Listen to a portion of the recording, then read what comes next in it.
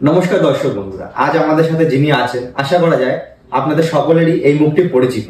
তো আমরা তার সাথে পরিচয় করে নেব। নমস্কার স্যার, আমাদের স্টুডিওতে আপনাকে স্বাগতম। থ্যাংক ইউ সো মাচ আমাকে এখানে ইনভাইট করার জন্য। খুব ভালো লাগছে এসে, তোমার সাথে কথা বলেও খুব ভালো লাগছে। Thank you so much. Sir, এখন আমরা আপনাকে বেশ কিছু র্যাপিড ফায়ার প্রশ্ন করবো, আপনি সেগুলো উত্তর দেবেন, ঠিক আছে? যেগুলো হয়তো অনেক দর্শকদের মনে প্রশ্ন থাকতে পারে, সেই প্রশ্নগুলো আজ আমরা তুলে দেবো। একদম। ওকে স্যার, আপনার ফেভারিট ডিশ? আলু ভাতে ভাত।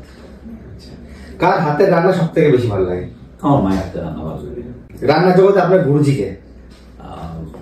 শেফ সাগর। আপনি কাকে দেখে অনুপ্রাণিত হয়েছেন? শেফ সাগর। আপনার কর্মজীবনে কোন হোটেলটি আপনার কাছে বেস্ট লেগেছে? ম্যারিড।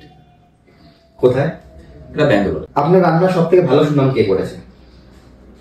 অনেকেই করেছেন, ইভেন যারা দর্শক আছেন তারা অনেকেই আমাকে করেছে যে এরকম।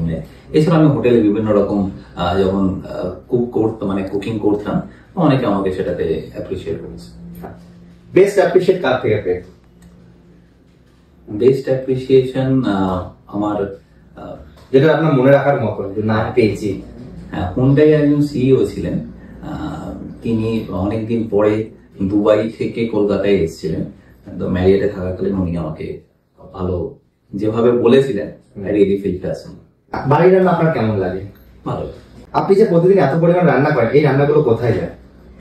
অ্যাকচুয়ালি আমার যারা কাজ করে আমার সাথে, তখন অনেকজন, প্রায় 16 জন কাজ করে আমার সাথে, তো সেখানেই ভাগ বাটোয়ারা হয়ে যায়। আচ্ছা আচ্ছা, বাড়িতে ধরুন গেস্ট আসলো, তখন তাদের জন্য রান্না কি করে? সবসময় হয়তো আমার করা হয়ে ওঠে না, but some of the time I will do it. Thank you sir. Thank you so much. নমস্কার।